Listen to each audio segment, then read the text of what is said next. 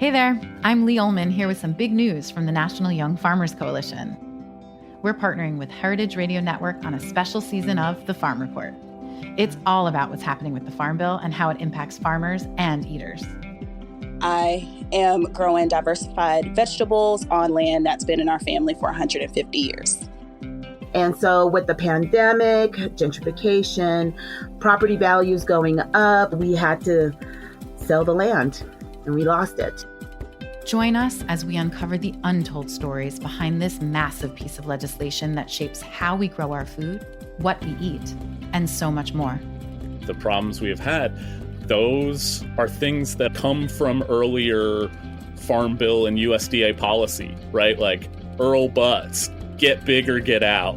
You know, it's my responsibility to know not only what I'm eating, but then like how that all came to be. And realize like, wow, like this piece of legislation, all this money, like it's technically something that I support as a taxpayer. While Congress debates the next Farm Bill, this is not just an invitation to listen. It's a call to action. Be part of the conversation. Subscribe to the Farm Report on Heritage Radio Network, wherever you listen to podcasts. You're listening to Heritage Radio Network. Since 2009, HRN podcasts have been exploring the wide world of food, beverage, and agriculture. Learn more at heritageradionetwork.org. This episode is brought to you by Wisconsin Cheese. We've been making cheese in Wisconsin since before we were even a state, which may be one reason why we win so many awards for it. It's what happens when a whole state dreams in cheese. Find your next favorite cheese at wisconsincheese.com. We talk about food, we talk about music, with musical dudes, finger on the pulse, snacky tunes. Hello and welcome to Snacky Tunes. I am one half your host, Darren Bresnitz. I am over the moon to welcome Chef Selassie Atadika to the show. We met Selassie back when we were doing our book, as she is a huge lover of music and makes incredible food.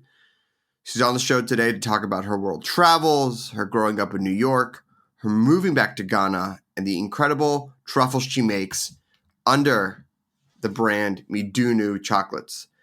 If you look in the write-up of the show and listen to the end, she shares a special discount code for all the listeners and a place to check out the playlists she makes for each collection of chocolates she releases.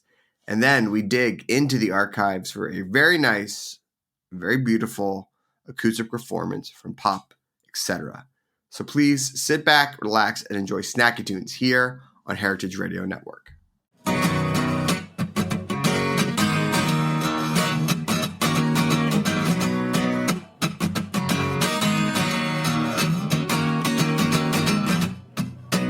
Play a little rough,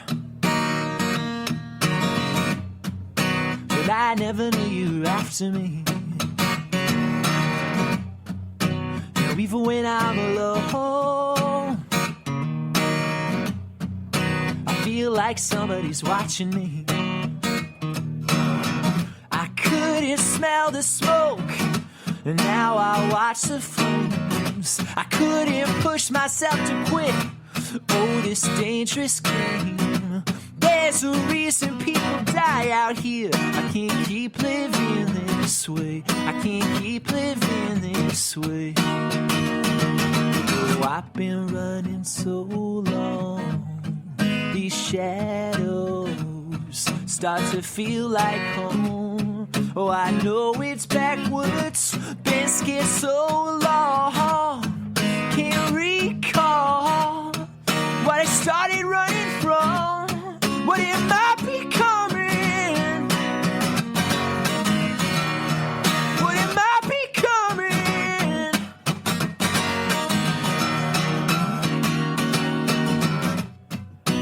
Tell me that's enough, but I got a hunch I'll be back again. Even if I could escape, I'm paying with something I shouldn't spend. I couldn't smell the smoke, and now I watch the flames. dreams. I lock myself out here again. Oh, this fruitless game. All these people are gonna die out here. I can't keep living this way. I can't keep living this way. Oh, I've been running so long. These shadows start to feel like home. Oh, I know it's backwards. Been scared so long. Can't recall what I started running from. What am I becoming? What am I becoming? What am I becoming? What am I becoming?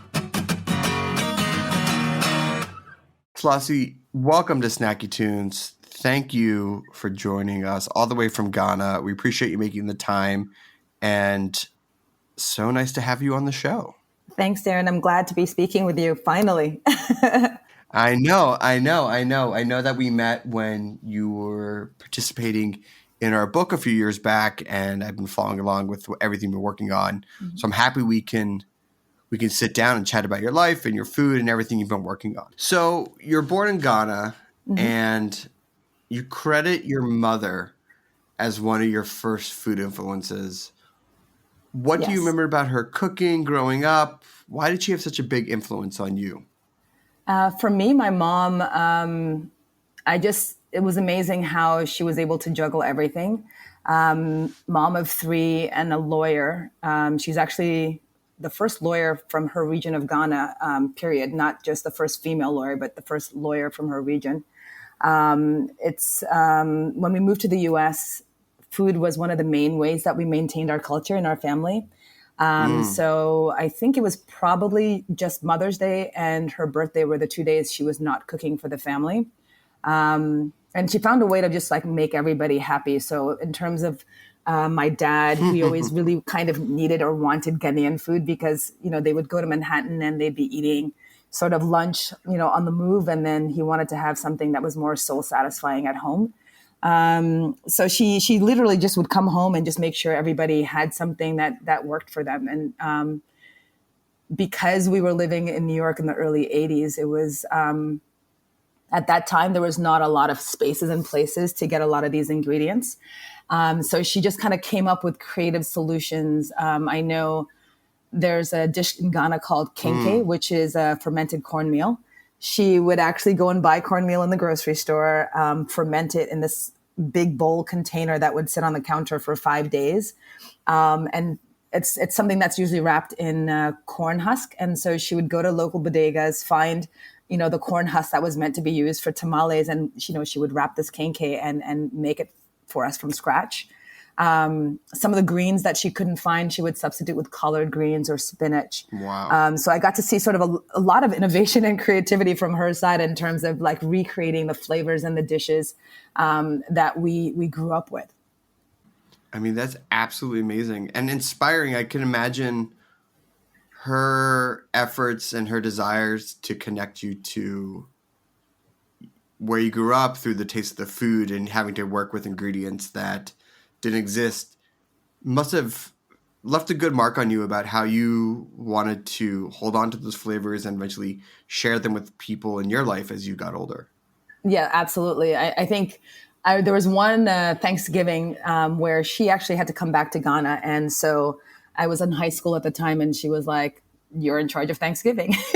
And I remember that she, we knew, and she was like, "Okay, I think the turkey might be too much for you. So why don't I go ahead and order, like a turkey or something from, the grocery store deli, one of these places." And I don't know why, but she decided it was going to be duck. So we had a roasted duck. But there's a Ghanaian sort of stew or gravy. So it's made from tomato base. It's got garlic, ginger, onions, chili. And she was like, "Okay, you're going to make the gravy. You're going to make the rice. Maybe you can do some mashed potatoes." And, sort of, it's always a blend in our house. So something a bit American, something a bit Ghanaian. And so I was in charge. And when I put the food on the table, my brother literally took like half a bite and was just like, it's not like mom's. And I was like, oh, what does that mean? And he was like, I can't eat this, you know? And it kind of slightly scarred me, but it's actually brought me back because after that moment, I actually decided to like stay in my lane.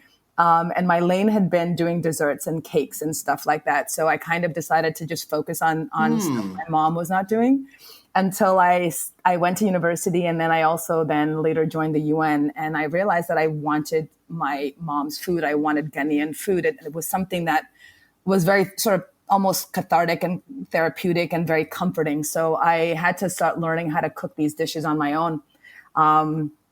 Luckily, but it goes back and forth.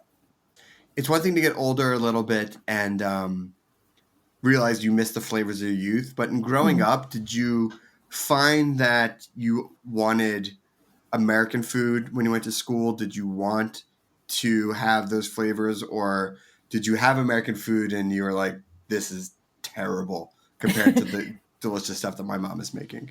It's both. I mean, I think we did that to a certain point, and then you're just like, actually, mom's food is really good. So I think we had a nice mix because when you went to school, there was the lunch program, and so we got to eat like sort of American food. But when we got home, there were these dishes that just were amazing. I know actually to this day, my brother has friends that, come over or we'll meet them. And they're like, oh, is your mom still making this dish? And it was interesting because for them, it was, and like one of my brother's friends, his mom came over and was like, my son has been talking about this spinach dish that you're making all the time. Like, what is in it? It's a nice exchange. And I think we had a really nice way of kind of combining everything. So for even Thanksgiving, we have Thanksgiving where there's some classic American dishes, and then there's some very typically Ghanaian components that are on that plate as well. So a meal is never really complete without a little bit of both. So to this day, I'm still in charge of making mashed potatoes. My mom's mashed potatoes apparently doesn't satisfy my brother, so like I'm still the one in charge. So yeah.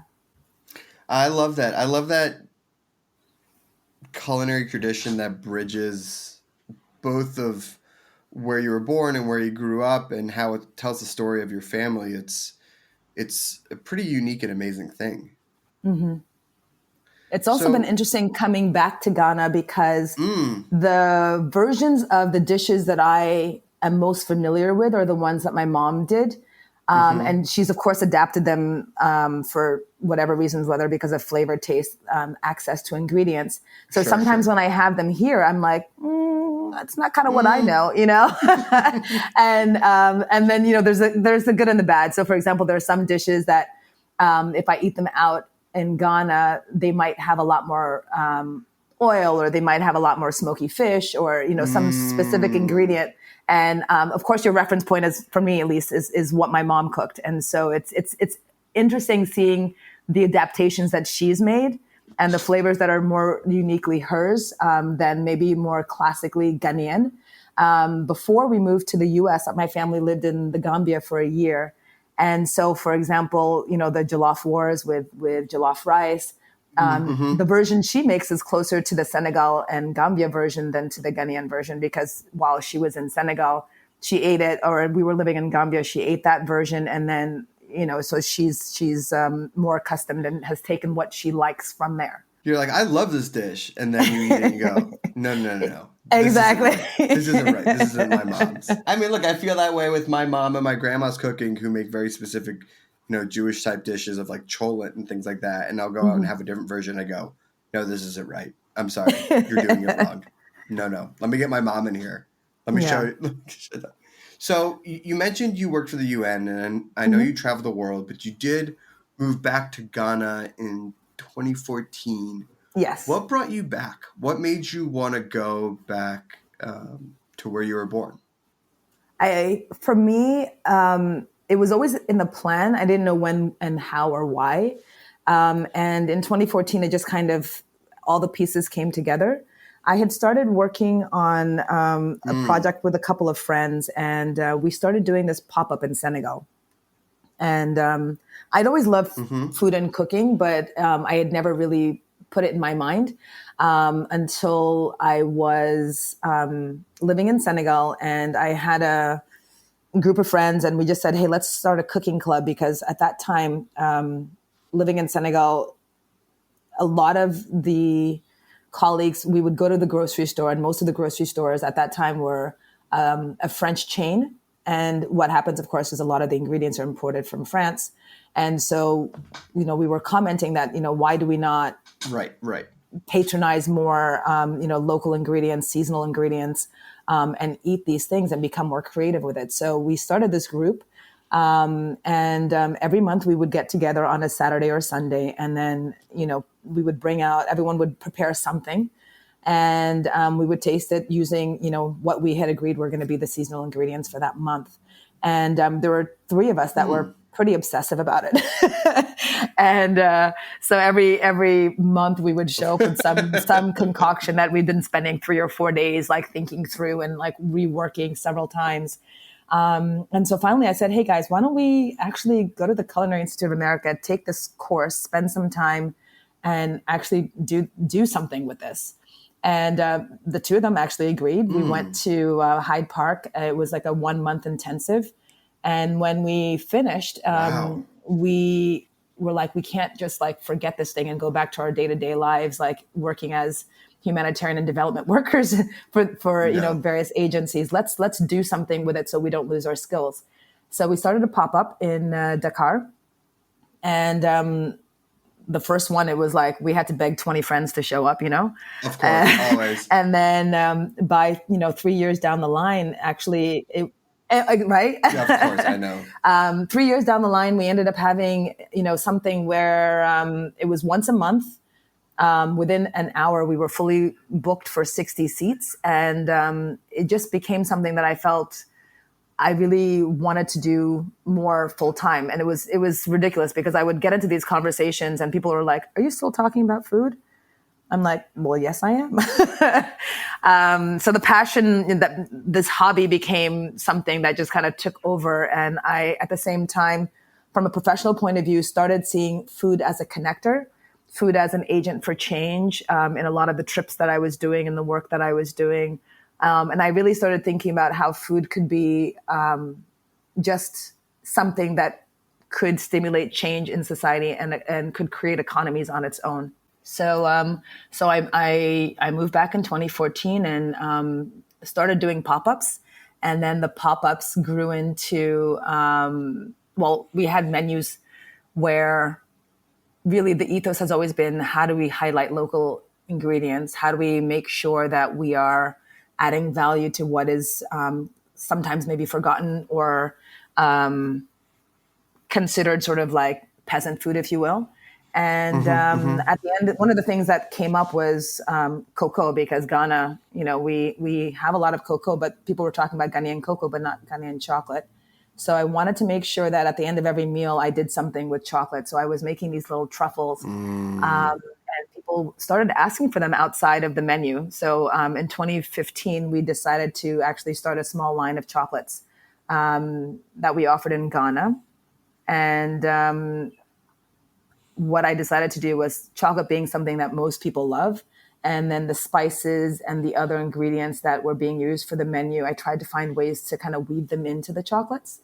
And so it was, for me, it was a platform where you could take something that sometimes could be savory and or I would say in a lot of local food, we put a lot of things together. So, for example, the soups, we mix proteins. Yes. So there'll be chicken, there'll be fish, there might be pieces of goat in there, all in the same soup or stew. So sometimes you kind of don't really taste the spices, or you don't really kind of get that ingredient on its own. But I felt like I could isolate them in chocolate. And so that's what we did. And when COVID came and we had to close our kitchen, we just decided people can't come to us to eat, but we can send our chocolate to them wherever they are. And that's how the chocolates kind of became a major part of what we do and part of the conversation. Amazing. Well, I want to take a quick musical break, and then I want to talk about Midunu chocolates and about the growth, and also about the chocolate practices in Ghana because it's pretty complicated, and I'd love a little bit of your insight on that. But first, we have a song from the archives here on Saggy Tunes on Heritage Radio Network.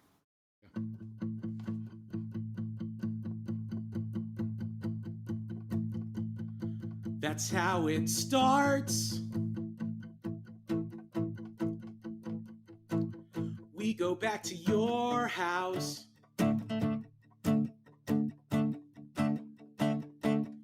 You check the charts and try to figure it out.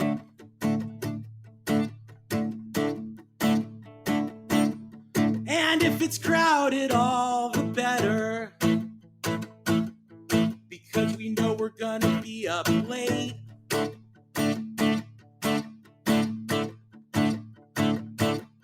But if you're worried about the weather, then you picked the wrong place to stay.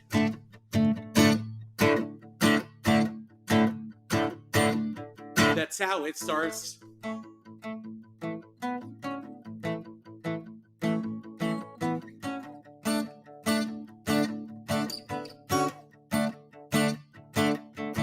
And so it starts. You switch the engine on. We set controls to the heart of the sun. One of the ways that we show our age.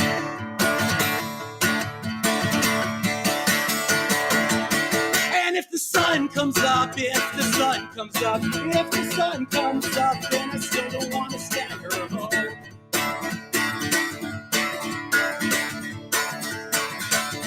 Then it's the memories of our betters that are keeping us on our feet.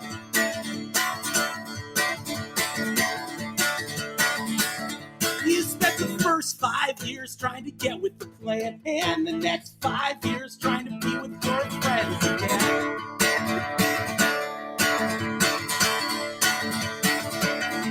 You're taking 45 turns just as fast as you can. Yeah, I know it gets tired, but it's better when we pretend.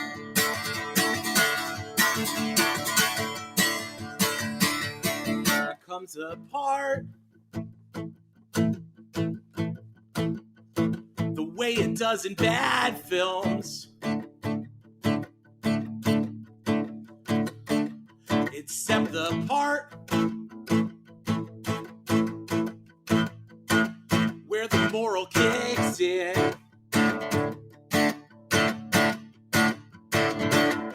And when we're running out of the drugs and the conversation's winding away,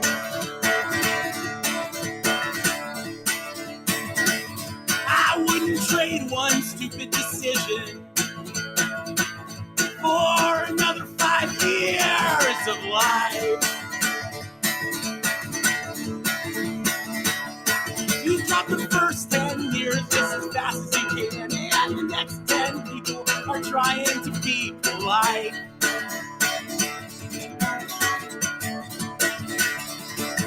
We're going 45 days in the middle of France. Yeah, I know it gets tired. Where are your friends tonight? All right, if you're home, we're gonna sing this together. Here we go, like this. Whoa, whoa, whoa, oh, oh, oh, whoa, whoa, whoa, oh, oh, whoa, whoa, whoa, whoa, whoa, to tell the truth. This could be the last time. So here we go, like a sales force into the night.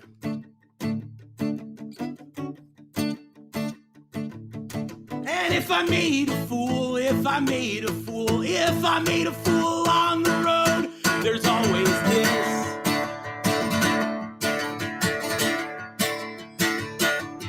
And if I'm sued into submission,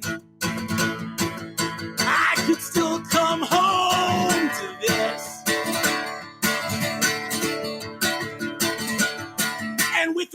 like a dad and a laughable stand. You can sleep on the plane or refuse to sit. When you're drunk and the kids looking positive, you think over and over on final weekend. Oh, with the trip and the plans from the party weekend. You can turn on yourself, you ridiculous clown. You forget what you meant when you read what you said. But you knew you were tired, but where are your friends tonight? Where are your friends tonight? Where are your friends tonight?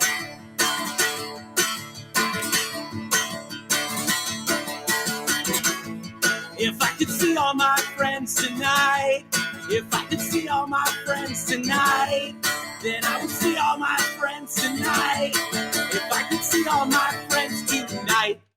Welcome back to Snacky Tunes. We are here with Chef Selassie Atadika, who's the founder of Midunu, which is a pop-up, an institute, and a purveyor of chocolates. And you were briefly talking about how chocolates became a vessel, a sort of final note at the end of the meal, a way to get people to understand more Ghanaian flavors and spices and things like that. But chocolate and the actual cacao production is a big part of Ghana's economy and pretty complicated and actually government run, which has had some effect on your business, especially how you run it. Can you give a little insight on the cacao production in Ghana and what it takes to actually get the raw materials? Yeah. So, I mean, as I said, when we were having these dinners, people were like, oh, these chocolates are great. Can we have them? And I said to myself, sure, yeah, absolutely. And I'm like, it can't be that hard, right? If you ask that question without knowing the answer, the answer usually comes back, it can't be that hard. Yes, it can. Exactly. I was like, well, now I know. Like, now I know no one else was doing it. We've never seen this before. Why is that?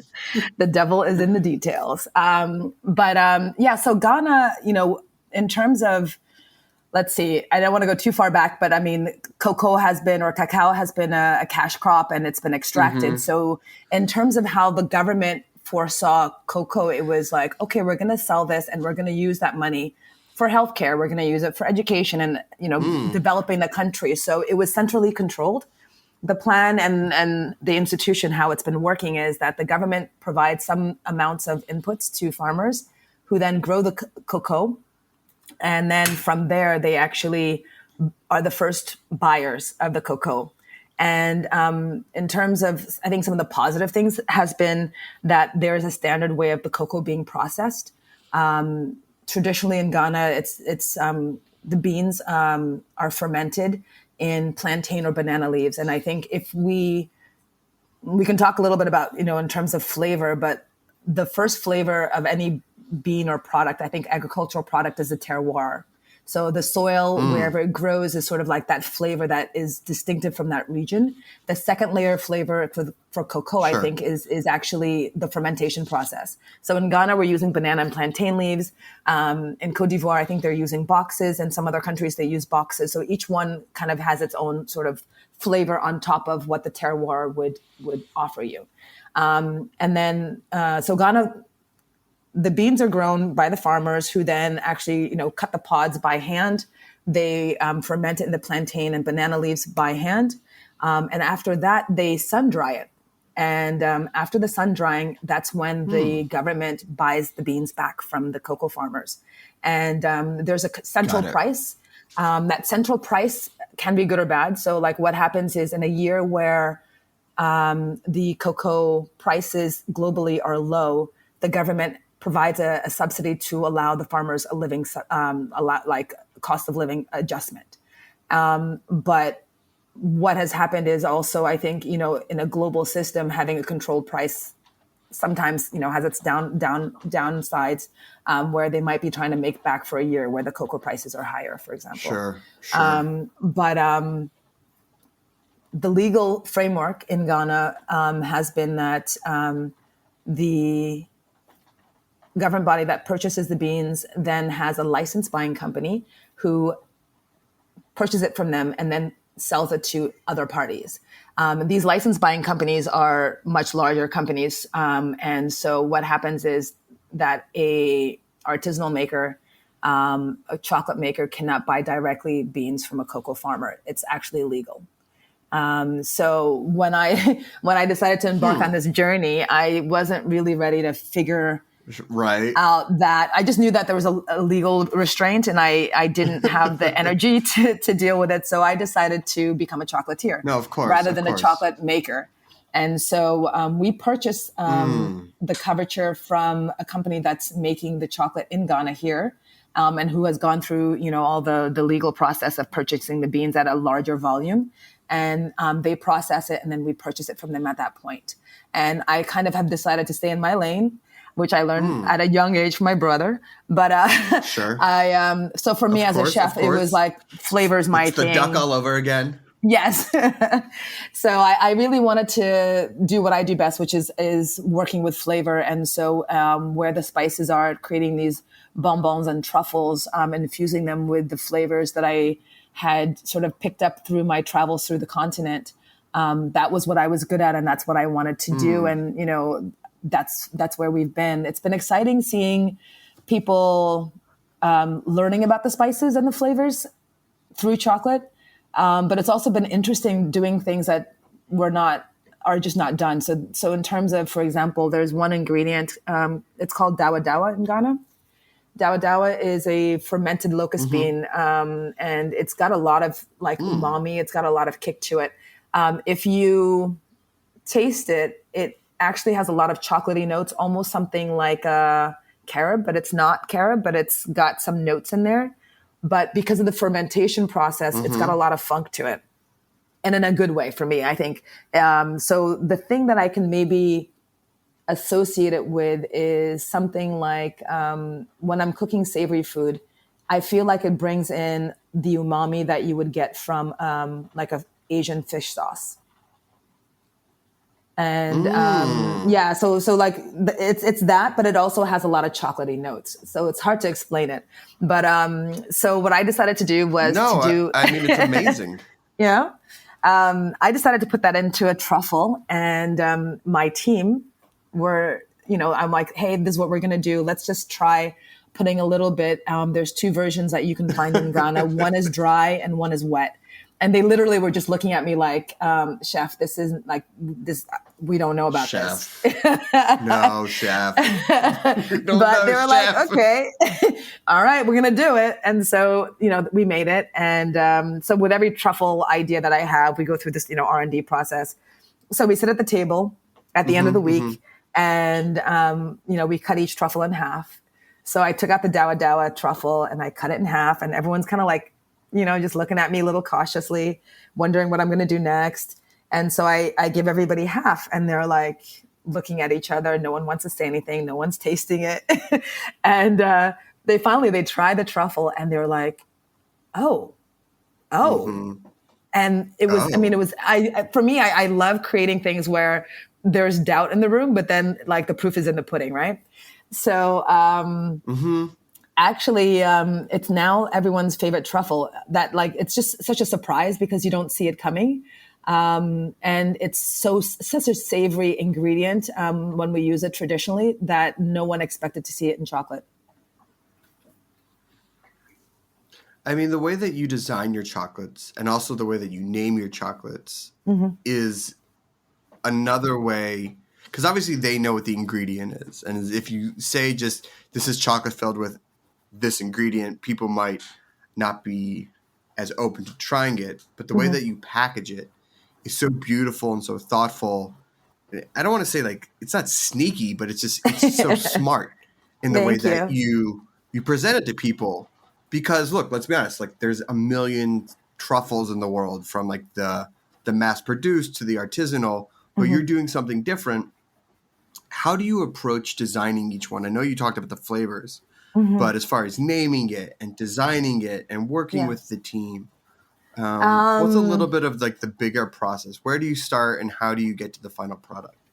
For me, I think the very first step is usually, what is an ingredient that needs to be loved in some kind of way? It's usually what is an ingredient that we want to highlight? What's an ingredient that's in season?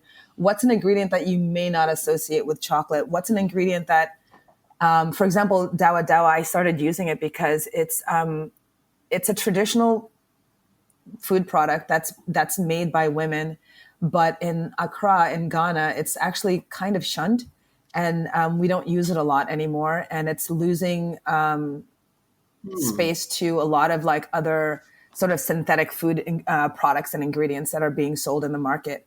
And so I was like, how do I get people to love this thing? How do I get people to respect it? My idea usually is, how do I put things that either people are not used to in chocolate to give it just makes it more approachable. So one is kind of like, what is an interesting ingredient, an interesting spice, an interesting fruit that people need to know more about. The second then is trying to figure out how should it be framed? Would it go better with white chocolate? Would it go better in a caramel? Would it go better, in another type of process?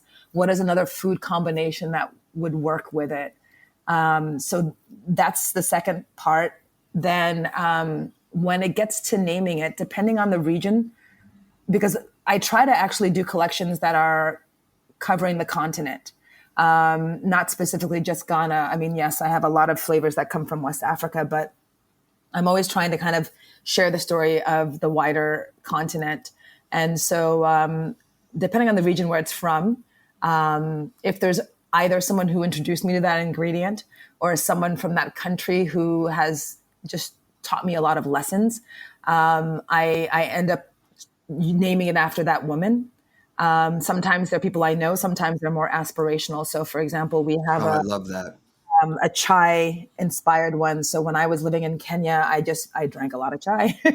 And so when it came to naming I just knew it was going to be called Wangari after Wangari Maathai, the first, I think, female African woman, the first African woman to win a Nobel Peace Prize, and her work around women's empowerment and around the environment just felt right to me, given what we do. Meanwhile, there's another one which, for example, is a truffle. I love that. That is in the collection that we're having for Valentine's Day for this season, and it's using hawash.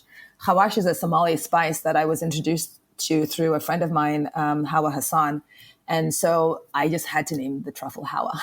So, these are sort of and these are sort of the women that inspire me on so many levels, either, personally or through just reading about them and learning about what they do. The last level is sort of coming up with the design. So we use transfer sheets. So like you'll see on the truffles, there's different sort of motifs on them. And what we do is I actually go back to the flavor, the region it's from, and think about, is there a textile? Is there a pattern that needs to be showcased? So, for example, in this collection, we have we've spoken about the dawa dawa. So dawa dawa is, you'll get it in northern Ghana, but you'll get it in other the northern parts of other West African countries. So you'll see it in Nigeria where they call it iru. So there are different versions of it in each country, but you find it mostly in sort of that Sahelian part of West Africa. So what we've done is we've used the mud cloth as the inspiration for the beige and brown design that you see on that truffle. So a lot of the patterns are actually coming from textiles throughout the continent. So I feel like, particularly with the continent, it's a place where very little is sort of known. And I'm just kind of finding little ways to normalize either our fabrics, our textiles, our names, the flavors, so that people can just kind of go on a journey, Then we work with a graphic designer. We modify it a bit to make it work on a 1 inch by 1 inch square. And then, we get it printed. It's actually cocoa butter. And so when we make the truffles, as we're producing the truffles, the temperature from the tempered chocolate transfers the design over. So for me, it's just like a really nice way to add another little touch to kind of share a bit of our culture, to normalize the names, to normalize the patterns, to kind of, to kind of own that back and share that. I think in many ways, a lot of people don't know a lot about the different histories and cultures in the continent, and just kind of allow these little treasures to share that magic. I love it. So you and I met a few years back when we were working on our book, because I knew about your deep, deep love for music, and you've actually partnered with a DJ to create a playlist for your seasonal chocolates. Talk to me about some of the songs. Talk to me about how this partnership came to be. So DJ Fui is a DJ in Accra, and I think the first time we met was at a party where literally every single song had me on the dance floor. And I was just like, I just need more of this in my life. And music and dance is always been something that lights me up. And so I kind of just approached him and I said, hey, we're doing this thing. And I just feel that music is part of culture, a major part of culture. And how do we bring the two things together? So he agreed. And so what we started doing is every season we kind of come up with a theme. And then he and I kind of worked together to pull it together. So the most recent one was a sort of a dedication to my team. So I actually got the team's favorite songs, and then we kind of fused it into a playlist that made sense. And so for us, it's kind of like some of the music that we listen to while we're making chocolates or we're having a dinner or cooking in the kitchen. These are the songs that we're sharing. The one that we did in around June was actually sort of a Juneteenth playlist. So it was a wonderful collaboration where we had songs from the continent and also from the diaspora that just kind of spoke about freedom and independence and struggle. The one we did in around Mother's Day, actually no, we did it for in March last year, was a playlist that was women from all over the continent. And so it was just amazing female musicians and getting a chance to share that with people. So we have one that we're working on for, hopefully it'll be coming out this March. And that's going to be bringing in songs from, actually it's going to be Ghana's independence is in March. And so I wanted to sort of go a little bit old school. So we're doing a theme around just high life, Ghanaian and West African high life. Amazing. And where can people check out these mixes? Where can they find them if they want to listen to them while they enjoy the chocolates? Yeah, so we have them on both Spotify and on Apple Music. If you look up DJ Fui, it's Fui, and you'll see the playlist there. And actually, when you get our chocolates this season, we have a QR code in there. When you click on it, there's actually a PDF that shares all that information that allows them to go online and listen to it. I would love to share a discount code if anyone would love to check out our chocolates or any of our other products. Oh, yeah.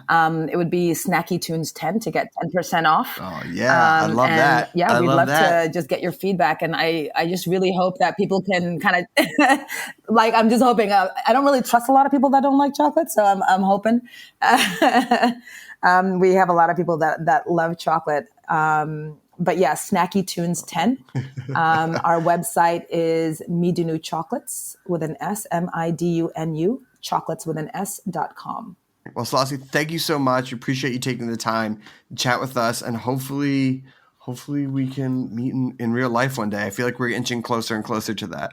Absolutely. I'm actually planning on coming to New York soon, so I will definitely look for you. And actually, no, not you. You're not in New York. You're in California, right? Yeah. Yeah, nice. Thank you so much. We have a song from the archives and then a live performance here on Snacky Tunes on Heritage Radio Network.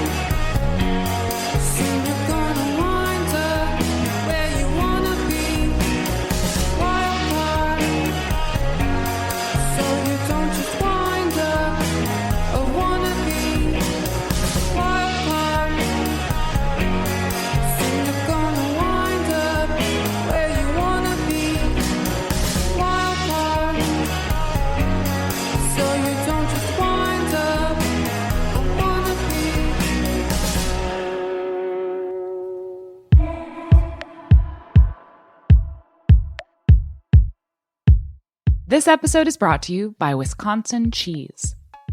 There's a reason when you think of Wisconsin, you think cheese. Cheese is a huge part of Wisconsin's history and future. In Wisconsin, the state of cheese, the tradition of cheese-making excellence began 180 years ago, before Wisconsin was recognized as a state. Immigrants traveled to settle in this lush green hills of Wisconsin, bringing their cheese-making traditions with them. These storied skills, combined with the freshest milk available, created a cheese-making culture that is uniquely Wisconsin. Wisconsin's 1,200 cheesemakers, many of whom are third and fourth generation, continue to pass on old world traditions while adopting modern innovations in cheese-making craftsmanship. Find your next favorite cheese at wisconsincheese.com. Welcome back to Snacky Tunes. We have Chris from Pop Etc. How are you? I'm great. How are you? I'm good. I wanted to read a quote that you said and read it back to you. Quoting myself. I'm quoting yourself. Okay. We spent so long writing the new record, not knowing. In the end, what made it come together was distance. Experienced a lot during the making of the record. It's a souvenir of that period of time. Really fitting for what you would say is a 4-year process of putting this record together. Let's go back. Where were you 4 years ago when you started the process of writing hundreds and hundreds of songs for this new endeavor? I think at that time we'd been a band for a while. I'd been making music for years and kind of got caught up in the cycle of just making an album, touring, going back in, making an album, and not really being patient with kind of my artistic, or whatever you want to call it, desires, and just kind of were stuck in that grind. And I think we just hit a wall with it and realized we needed to chill for a minute and write at our own pace and not set any kind of deadlines that forced us to end or cut short our creative process.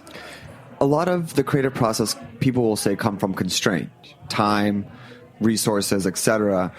And you said that formerly your writing process was maybe 15, 20 songs at a time. What did cutting off all constraint do? Was it at first scary, or did it feel like you were falling just like through space and time? Or how did it make you feel once you would be like, when it's done, and having no idea when you said that? Yeah, I mean, at first it was just liberating because, like I said, we were kind of in that grind, and then just to let go of that and say, okay, we're not going to schedule any tours, we're not going to schedule any release dates or anything that would make us finish it. It was just, we felt free, we could just do whatever we wanted, try lots of different things. We weren't thinking about an album per se. We were just writing and making music that we loved. And as time went on, I think it became harder. The fear of never knowing when it was going to be finished started creeping its way into the process. Was that like year 3 or month 2? Yeah, I mean, it's hard to say. I think it was it's a roller coaster. It's kind of like in the second week, it probably came up a little bit, but then you forget about it and move on. But I remember it just kind of increasingly making its way into our mind as we got into that, whatever, second or third year of just writing and writing and writing. And you changed the band name, but did you also change the process of writing songs through this? We did it, but it didn't coincide with the band name change exactly. I mean, even as the Morning Benders, we did 2 albums, and the process for those 2 albums was quite different. The first one, I was kind of just a lot of the songs I'd already written by myself and recorded on my own, and didn't even have a band at the beginning of that album. Whereas for Big Echo, the second album, we had a band, and that was more of a band process. And so it's kind of changed all the time. And as a songwriter, I've always just wanted to keep trying different things. So that was kind of the plan forever, just to change the process as it seemed fit. And do you feel that you're still a band if you don't have a record out, if you're not going on tour? Did there feel a time where Pop Etc. was more just a concept or kind of an intangible, less like something that was a physical thing that you could take out onto the road or share with people? I mean, it's definitely a band in that when we changed the name, part of the reason we did that is one of our members left, and the 3 of us that were left was me our drummer Julian, and my brother John. And the three of us have been playing for a long time now, and the Morning Benders went through many incarnations, lots of different band members, and the three of us have now been the longest that I've ever made music with. And as a result, the band, Pop Etc. as a band, is the three of us, and everything we do goes through all three of us. We all sign off on everything, and it's a very, our decision-making process is very collective. So in that way, it is a band. And how did you feel about going from solo writing, being able to kind of control that, to having a group decision and group input? And how did that change the music? Obviously, different influence, different musical influences. But where do you think that took the songs in both a good way and a bad way? I think collaboration really only makes things better. So there aren't a lot of negatives there. The hard part was letting go of that control, for sure. I mean, starting off when I made our first album, I wanted to do everything myself, and I got a job at a studio so I could engineer it because I didn't want an engineer messing with it, and I started learning how to mix and just all that stuff, And slowly I realized that if you can find people that you trust and bring into your circle of trust or whatever, then being able to collaborate with people that you rely on is really that you not only can trust but are inspired by their ideas as well. That's the best, I think. And then within the collaboration process of the new batch of songs, when did you feel that the new sound or the new record began to take shape? I mean, you can't say like songs 1 through 40 were throwaways, but where did that begin to enter into the sound and begin to formalize where you thought this might be the beginning of what comes next? There's a couple things. One of the aspects that brought it together was really just writing a ton of songs and then listening through them, kind of revisiting them every few months and being like, okay, there's like a certain strand that's running its way through this song and this song and this song. And they weren't even necessarily written close to each other, The Souvenir has songs that were written like 3 years ago and some that were written a year ago, right before the album was released. So that it was kind of gradually being figured out through all the songs we were writing.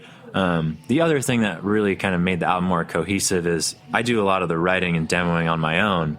And when we start kind of earmarking songs to say like, okay, this might make sense for the album, then all three of us get more involved and we start fleshing them out and going to the studio and recording everything. And at that point you start hearing all three of our personalities imbued in the song. And that kind of started making the album come together. Does that make sense? It does. Can we hear a song? Yeah, let's do it. What are you going to play one of those first? Songs. Yeah. I'm going to do a song called Vice from our album, Souvenir.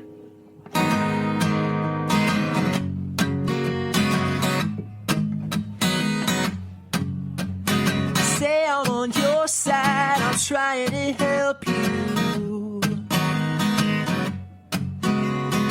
Say you got answers, you're gonna help me through. And I know there's darkness in your heart, but we're both content to play our parts. 'Cause you got that advice that I like, no matter how hard I fight. A hold of me, and every time that I say it's the last, before I know it, I'm back. It takes a hold of me right now. Oh, oh, oh, oh,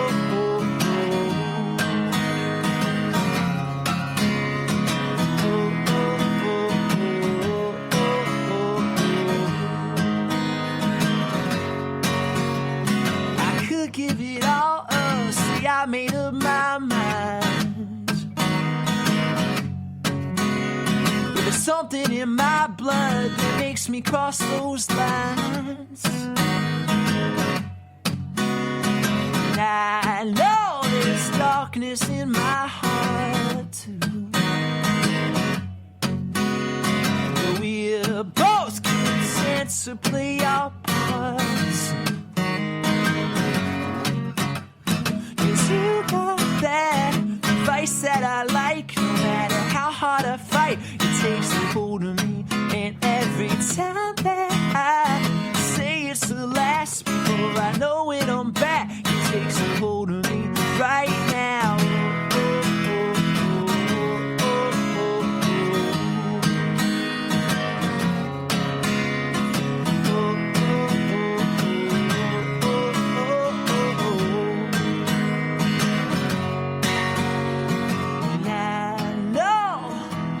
Darkness in your heart, but we're both content to play our parts. 'Cause you got that vice that I like, no matter how hard I fight. It takes a hold of me, and every time that I say it's the last before I know it, I'm back. It takes a hold of me right now.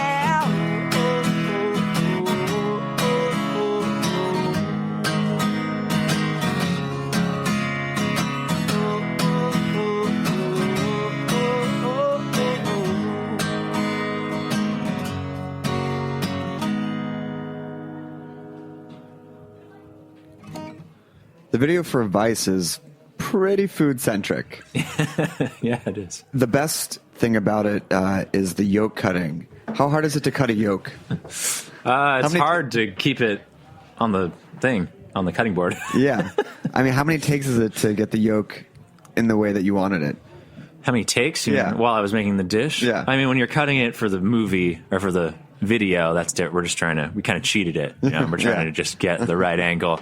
When I'm doing it for, fried rice or something, I usually get on the first try. What is the inspiration behind, the song, lightly lines up with it, but what was the inspiration for the food theme and the cooking and the disappearing meals? We were thinking a lot for what the video for Vice could be, and the song's about, addiction or having vices in your life. And there's a lot of those things that kind of come to mind that a lot of people have problems with, like drugs or alcohol or whatever. And we just thought it would be not only cliche, but not really capturing exactly what we wanted to capture in that song if we were to do something like that. Because what I was thinking about with Vice and with a lot of the songs on Souvenir is that you can really have an unhealthy relationship to any kind of pattern of behavior. And so that goes for things that you think of as wholesome, like food, eating, or exercise or something. There's lots of things that you can get addicted to that on the surface are healthy, good things or necessary things like food, and take them to a unhealthy extreme. So we kind of wanted to show that. You talk about being addicted to writing music. Is that unhealthy? It can be, yeah. In what way? In that I have a sense of happiness and fulfillment that kind of hinges on writing songs and being productive with music. And I hold myself to a pretty high standard. So often, like, if I don't write a song for a day, I'll feel like I wasted the day, which isn't necessarily true. Mark Mothersbaugh from Devo said the same thing. He draws a lot, and he said if he doesn't draw every day, he feels like there's like a gaping hole, or something emerging out from that can only be filled by doing the act. Yeah, totally. So how do you balance that with life on the road or all the other things that come in and fill the void of being a band, along with being productive, being creative? Yeah, well, being on the road is the hardest part because I try to be productive with writing and doing that, and I definitely start ideas, but it's hard to kind of work on them, the workflow is always interrupted by various things. But besides that, it's just kind of finding enough people to work with and enough different projects to work on that you're not always just a slave to your band schedule, So lately I've kind of been producing and writing for other artists, and that allows me to not only find homes for all these songs that I write every day, but also just to get fresh inspiration and see how other people make music, and all that stuff is really, it keeps it fun and fresh. From the collaboration process and the producing process, what are some of the things that you've learned from other people that you've incorporated into yourself or began to look at differently for your own creative process? Oh, I mean, everyone I work with is so different. So, and now I'm, I've taken all the parts that I liked from different people's projects. So I'm a Frankenstein of everything I've worked on.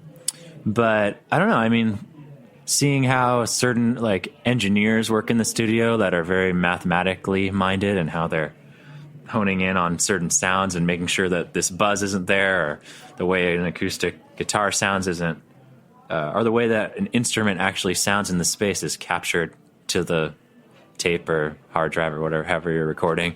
There's a lot of kind of technical aspects of making music that I didn't initially connect with, because I always was just a songwriter and I like to just play and sing. So I've learned a lot about that side of the process through various, engineers, producers, and mixers we've worked with. And I've started to see how you can bring a really creative, artistic approach to things that seem very mechanical and mathematical, Do you find yourself doing something and be like, oh yeah, that's how John does it, or that's how like Matt does it, or does it just fold in and become part of yourself? I think I've noticed that when I'm first like fresh off working with someone, and I'll find myself doing something and be like, oh, that's similar to.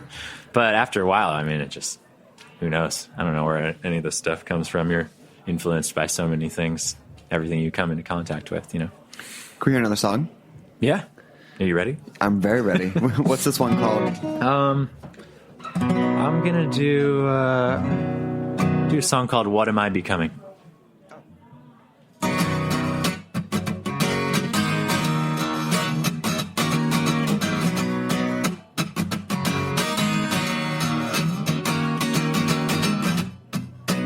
Play a little rough, but I never knew you were after me. Now even when I'm alone,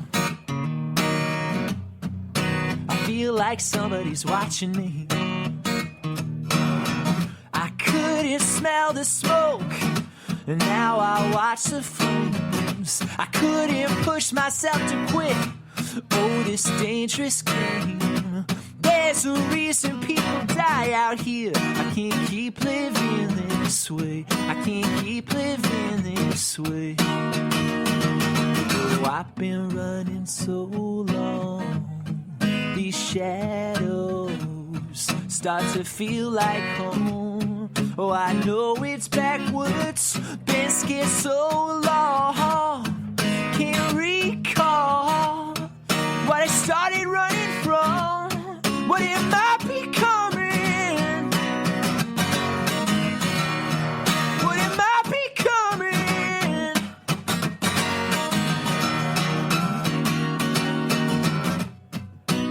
Tell me that's enough. But I got a hunch I'll be back again. Even if I could escape, I'm paying with something I shouldn't spend. I couldn't smell the smoke, and now I watch the flames. I lock myself out here again. Oh, this fruitless game. All these people are gonna die out here. I can't keep living this way. I can't keep living this way. I've been running so long. These shadows start to feel like home. Oh, I know it's backwards. Been scared so long. Can't recall what I started running from. What am I becoming? What am I becoming? What am I becoming? What am I becoming?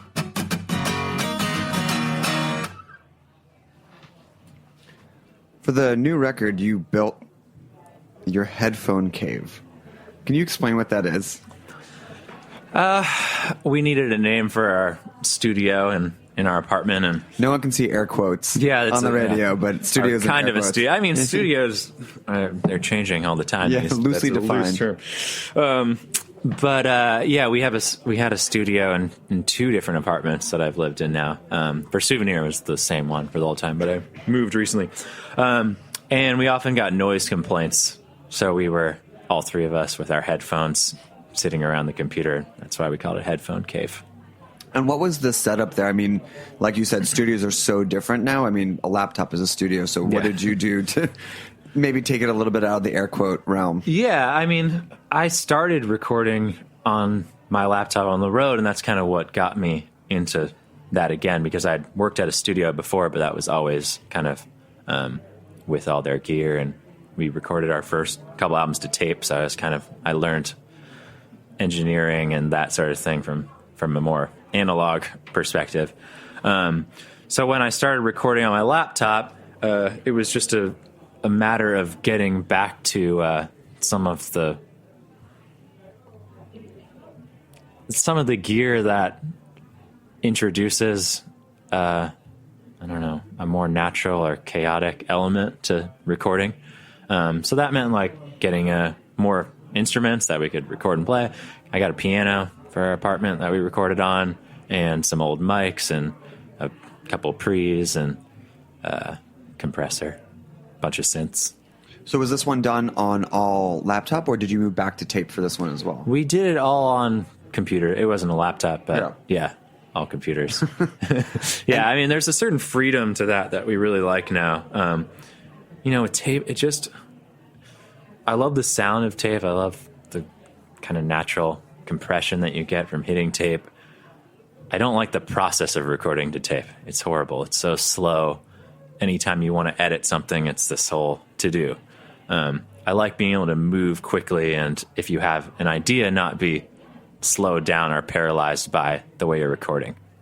I mean, it goes back to the overarching theme for this of no constraint. Yeah. Nothing self-imposed, just pure creative process.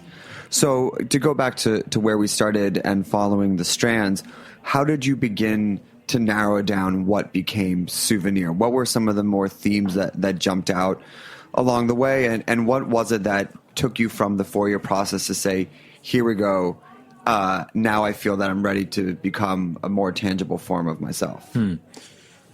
I don't know if I've made that decision yet, but none of us do. But whatever. As far as Souvenir goes, I spoke a little to this before, but part of it was finding the set of songs that the 3 of us all loved. So there are a lot of songs that I sent to them, and I was like, guys, this is the one. I love this. This is great. And they would write back, not really feeling it. Did you get the email? I sent it in an email. Yeah. Why aren't you guys responding to me?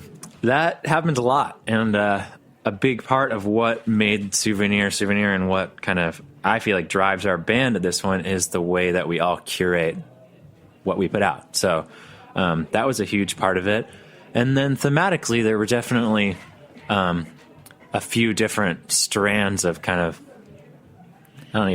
it's weird calling them themes, but kind of emotional content that was consistent through lots of different songs. There's a few different albums we probably could have funneled songs into. But there was something about the songs on Souvenir that all felt very close to us in terms of what we were going through at that time. And I think a process of, like, in the way we were making music for a while, as I talked about earlier, and we were thinking about this process as a different phase for us, we'd also just lived life longer, and we were thinking about our time together and what we had gone through the 5 or 6 years prior as a band. And will this process continue for the next record? Will it be another 3-4 years off of Unconstrained, or do you feel that you've now gotten to a new place where the writing process has evolved to the point where it is, at least in this time, something that you could stick to or adhere to, and it doesn't need to go out into the wild as much for the next record? I have learned from my mistakes, and that I won't promise that it's going to come out at any time. I don't know if it'll come out sooner or later or whatever. My guess... Sorry, record label, if you're listening. My best guess is that we do feel there's some momentum to the process that we started, and we've written a lot.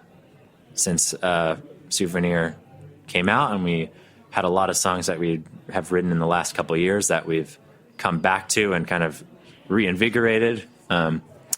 So we feel productive. Non-committal, but that's the most commitment Yeah. that you can make. Yeah. Well, I want to make sure we have time for one more song. Yeah. Where can people find the record? How can people follow you? Do you social media? Yeah, we're all over all the stuff. Find us. We like talking to people on social media. That's kind of the best part of it. You have a good dialogue with the people? We do, yeah. And it's funny that a lot of artists or entities on social media do not. Yeah. So, I feel it's like the easiest way. I mean, I'll put it another way. If someone takes the time to, it doesn't just to like you, but to write you a letter, how great is that someone took the time to do that? it's amazing, yeah. And I always encourage, like, people will write us stuff about how they use this song in, like, their wedding or some event or whatever, and I'll be like, take a video. Show. Like, I want to see more of that stuff, because that's the side of things that that really motivates us to keep working, seeing that our music's connecting with people. And we don't get to see any of that, really, if it wasn't for social media. And stuff. I couldn't agree more. I think like having a dialogue is the best part, especially if you're in a van for 12 hours. Yeah, it really helps. We want to thank Providence for being on the show earlier. And if you have a moment, please vote for Snacky Tunes for Taste Awards, Best Radio Show and Best Podcast. Voting closes on December 20th. It's bit.do/stvote. This is the last show of the year. You are the last guest of the year. I'm so honored. Thank you for doing this. We will Thanks be for having me. Thank you for being on here. This is a wonderful way. Process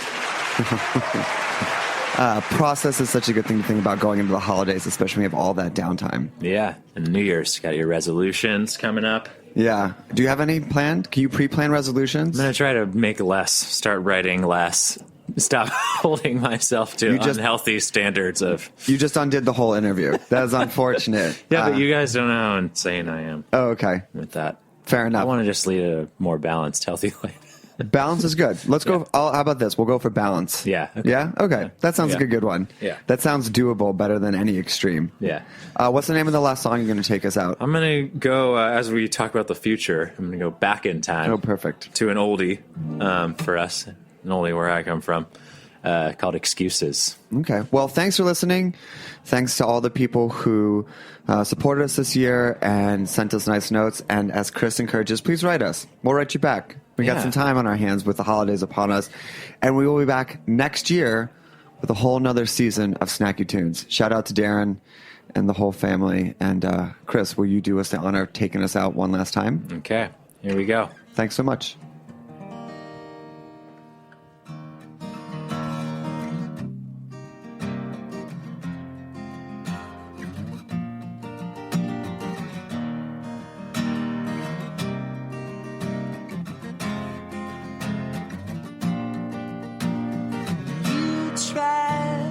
Taste me, and I take my tongue to the southern tip of your body, where bones are too heavy to come up, squished into a single cell.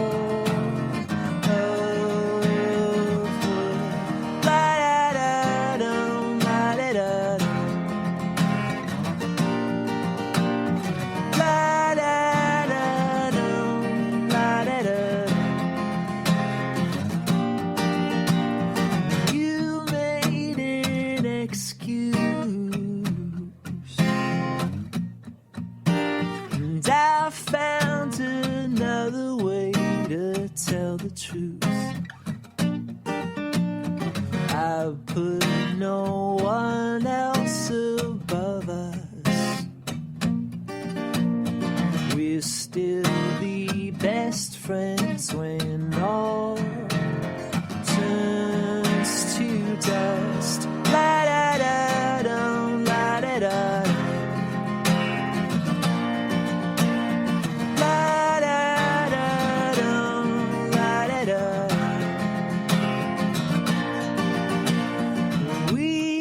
So smooth now, Our edges are beating driftwood whittled down. Nobody slip when they make love. We'll mine our sparks to shoot us above. La-da-da-dum, la-da-da-dum. La-da-da-dum, la-da-da-dum. La-da-da-dum, la-da-da-dum.